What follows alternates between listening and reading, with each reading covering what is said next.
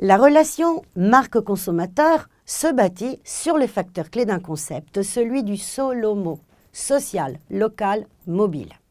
Ce mot-concept a rapidement fait le tour de la planète et illustre bien le changement perceptible dans la communication des marques via le canal mobile, dans l'évolution du comportement des consommateurs, dans leur communication vis-à-vis des autres et vis-à-vis des entreprises, de l'utilisation des smartphones et des tablettes en situation de mobilité. Social, local, mobile. D'où vient cet acronyme SOLOMO? Petite histoire. C'est John Doerr, né le 29 juin 1951 à St. Louis, Missouri, un investisseur américain en capital risque travaillant en Californie, qui est à l'origine de ce concept. En 2014, sa fortune est estimée à 2,2 milliards de dollars. Il occupe la 540e place dans la liste des hommes les plus riches au monde, selon Forbes Magazine. Membre du conseil d'administration et de grandes entreprises américaines, dont celui de Google, il investit beaucoup dans le domaine des nouvelles technologies et de la santé. C'est donc en 2010 que l'acronyme est utilisé pour la première fois. Cette approche permet de proposer un contenu personnalisé et géolocalisé, en favorisant la viralité et le partage social.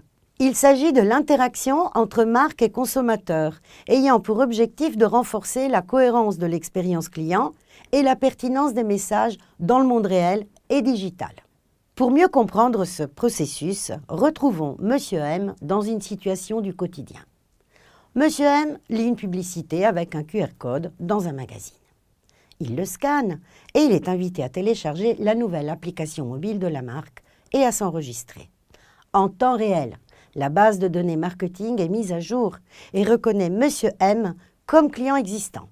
Son numéro de téléphone mobile et l'inscription à l'application sont intégrés à son profil existant. Une semaine après, Monsieur M se trouve près d'un magasin de la marque.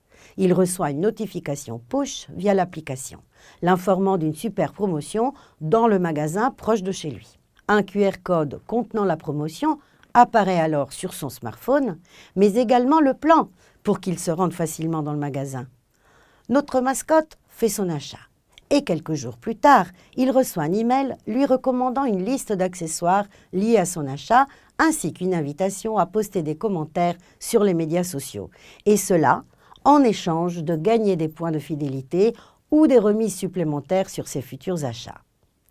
La marque aura communiqué de façon personnalisée et géolocalisée, donc très pertinemment avec Monsieur M.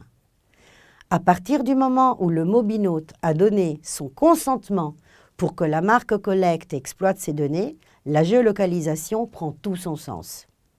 Le mobile est donc le média privilégié pour toucher les consommateurs, n'importe où et n'importe quand. Dans ce sens, la dimension spatio-temporelle de la communication mobile prend toute son ampleur. Alors, pourquoi social, local, mobile? Social. Avec l'émergence des réseaux sociaux, le consommateur est de plus en plus un individu social, il commente, il partage, il donne son avis, il recommande ses amis.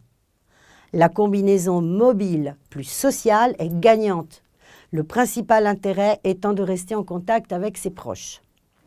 Local. La géolocalisation est la clé d'une communication efficace et pertinente au bon endroit et au bon moment. Une stratégie digitale innovante et mesurable. La communication localisée apporte donc un avantage indéniable aux utilisateurs car ils peuvent obtenir des informations immédiates et pertinentes qui répondront parfaitement à leurs besoins. Mobile, parce qu'il s'agit d'un canal de proximité puissant entre les marques et leurs cibles. Depuis 2011, ont été vendus plus de smartphones et de tablettes que d'ordinateurs, portables et fixes confondus. Et les individus sont davantage connectés via un support mobile que via un support fixe.